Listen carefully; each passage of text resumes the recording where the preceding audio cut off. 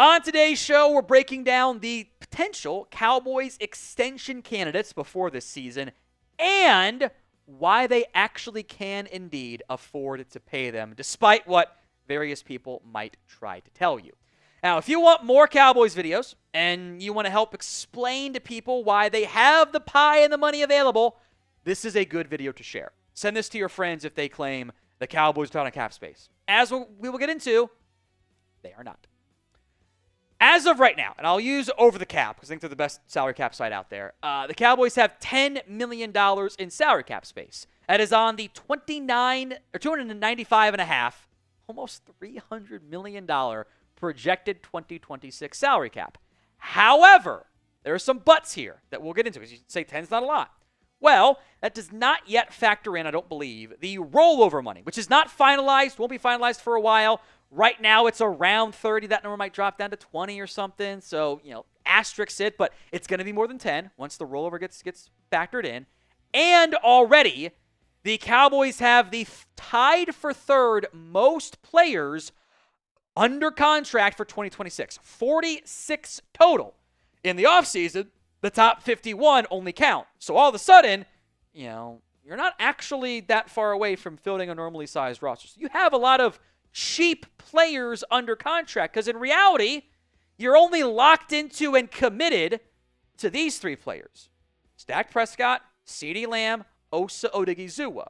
And by doing the planned restructures on those three contracts, you can free up around $62 million in salary cap space. The contracts are built to be restructured. The Cowboys do off-season ones. The Eagles do option bonuses. It is the same practice. It just pushes the money off in the future, as you should do it, because the cap keeps going higher. So that's 10, 20, 30. We'll see about the rollover. 62 there. And if you want to, you can make other roster moves. You can cut Terrence Steele if he doesn't play well. You can cut Trayvon Diggs, which might be the path they're on. You can cut Malik Hooker. You can keep them at their current cap hits and not save that amount of money. You can restructure or extend them and save similar amounts of money. So that's anywhere from 0 to 28 with TBDs based on how they play. Now, that also opens up holes at those spots. Savone Revel, DaRon Bland, we'll talk about, fills the dig spots. Right tackle is then kind of a big hole. Hooker, maybe a backfill with Wanye Thomas or Marquise Bell. But if you wanted to, like that magical $100 million figure, which the Cowboys chose not to get to last year, is also in play. Maybe it's not that high. Maybe it's 70. Maybe it's 60 on the absolute low end. But as we'll get into, several of the guys we want to extend, the cap numbers would not change that much over this year and next year. I want to emphasize this. The money, the cash, the cap, they are not issues for the Dallas Cowboys. They're not. Cleveland? A different conversation. Don't let those Jones boys and some of the people who carry water for them tell you otherwise. There is a tremendous amount of pie available. They have all the ingredients to bake a second pie. It is doable. And as we'll get into, some of those extensions don't actually change your cap outlook early on. Now, this is a valid question. Do you trust the Cowboys with contracts? Why for yes and for no? Let me know in the comment section of today's show. Let's talk extension candidates here. The biggest, of course, is Micah Parsons, the on Hall of Fame track edge rusher who is going to command a record-setting contract now in the final year of his deal. The highest paid non-QBs are Jamar Chase at $40.25 in terms of average per year, Myles Garrett at almost $123 million in guaranteed money. Those are the figures that you will probably have to beat if you are the Cowboys and Micah Parsons. That is how it works. That is the life of having a premier football player. And it's doable. You can give him 40.5, whatever. We've talked about these numbers before, the possible contract comps. Here's what matters, though, with Micah. You pay him right now. His cap hit drops. TBD on how much. And the cap hit savings this year, minus the cap hit you then add to next year's deal, which is currently nothing because he is a free agent, doesn't actually change that much. There's actually a very minimal amount of additional money being added to your books over the next 2 years. So I think in the end, this Micah Parsons contract gets done and will get done, but it needs to get done sooner than later. I don't want to let TJ Watt get paid first. I don't want to let Aiden Hutchinson maybe get paid first. Don't do that nonsense. Just get it done. Pay your superstar player. I would like to have a top-of-the-market deal done, not last in line once. That would actually be super cool.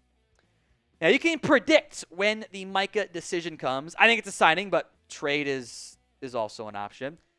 Venmo me at @WhatGoingDowney, $5 to enter the 50-50 split the pot. You go to chatsports.com/Micah to see those entries. Closest one wins. I'll put the link in the comments and the description of today's show. Let's go to Tyler Smith, the guard. This one is also going to be a top-of-the-market contract. But remember, you've moved on from other top-of-the-market deals over the years. The Zach Martin contract is coming off the books.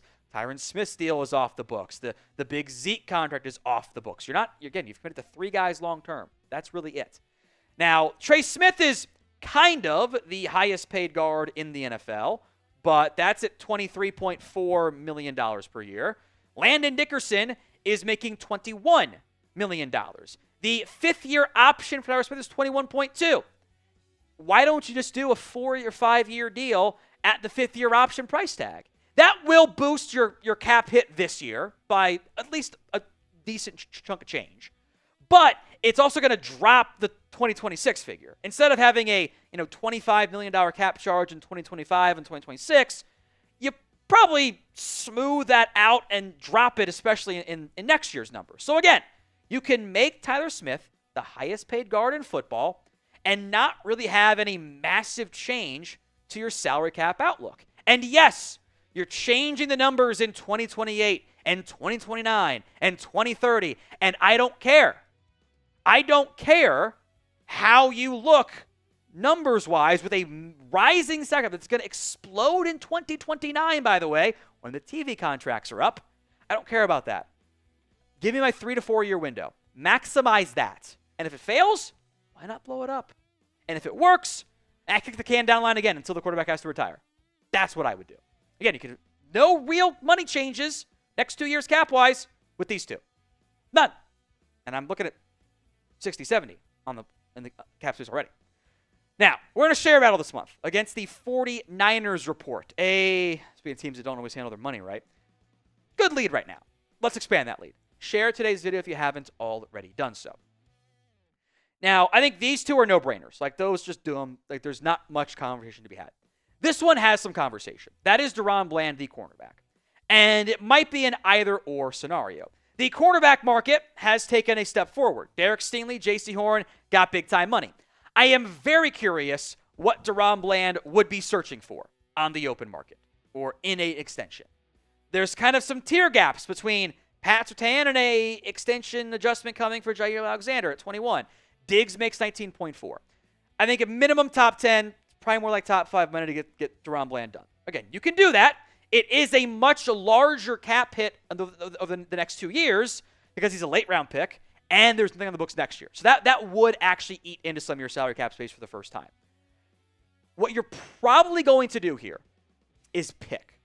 You're going to pick between Trayvon Diggs and pick between DaRon Bland.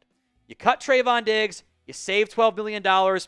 That probably ends up being your cap hit next year for DaRon Bland. It's actually probably a little bit less than that, but it's close enough that you just kind of keep Bland long-term, move on from Diggs. Savone Rebel takes over on the outside. And that's actually kind of 3 players that if you pick Bland over Diggs, that you're not actually impacting your cap numbers, really. Who would you rather keep? Because I think picking one is probably the correct path. DB for DaRon Bland, TD for Trayvon Diggs. How about the newest addition?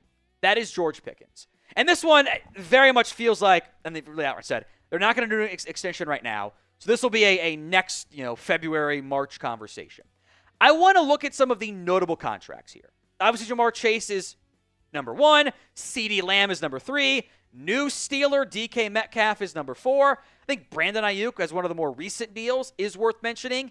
T. Higgins, Jalen Waddle, Devonta Smith, Chris Godwin coming off injury, by the way, are all players who are like the 2 on their team. They're a good 2. They could be a 1 elsewhere, but they're a 2. Jerry Jeudy got traded for and got paid, but that was coming off not as good production. Christian Kirk once got $18 million.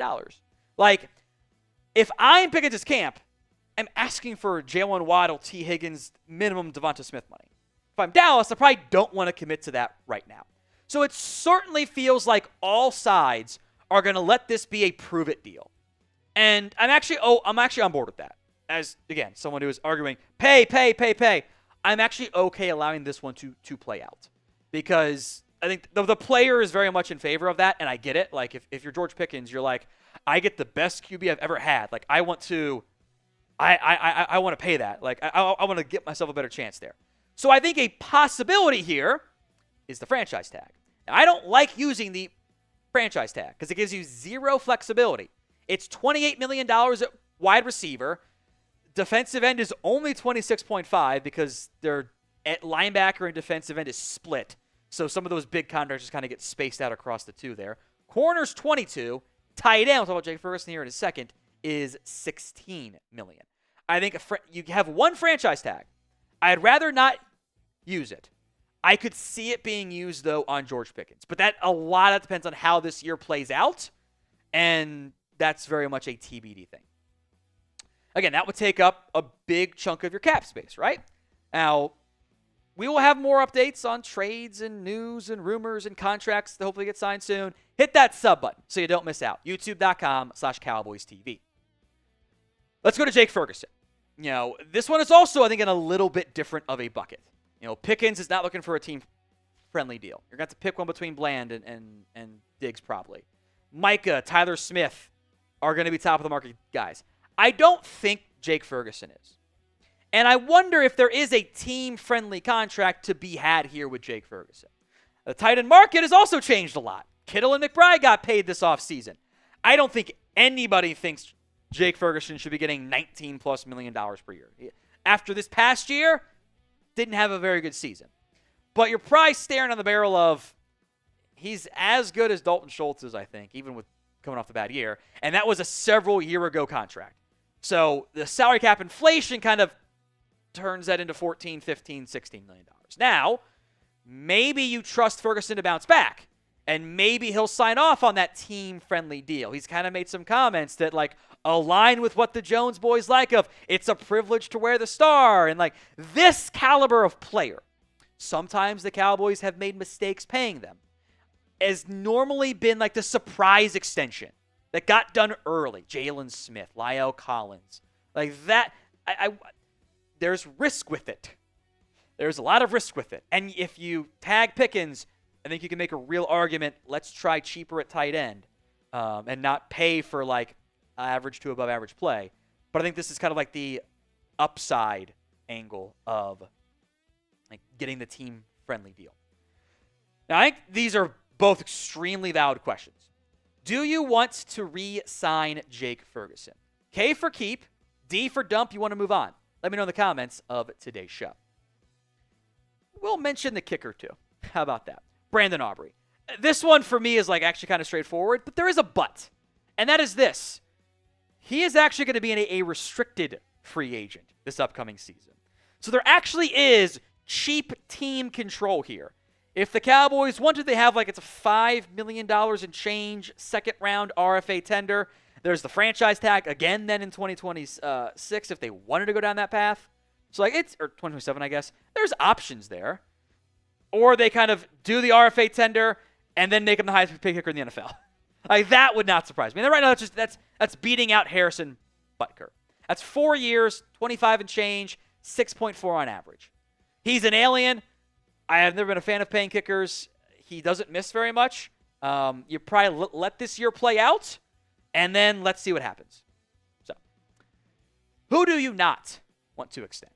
I think there are several names in there you can certainly put in. Like, you're probably not going to pay all 6. That's fine. There are other names we'll get to you're not going to pay either.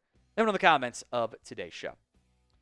Other top free agents. And I don't think these guys, maybe 1 or 2 come back. But, you tag or keep Pickens, Tolbert's gone. It's fine. Donovan Wilson. We'll see. He's kind of always been a boomer bust player. Sam Williams, I think, is gone. I don't think he's back next year. You've drafted too many defensive ends in round 2. Kenneth Murray, prove it year. Dante Fowler, we'll see. Those guys, I don't think anyone gets mad about them if they're not back either.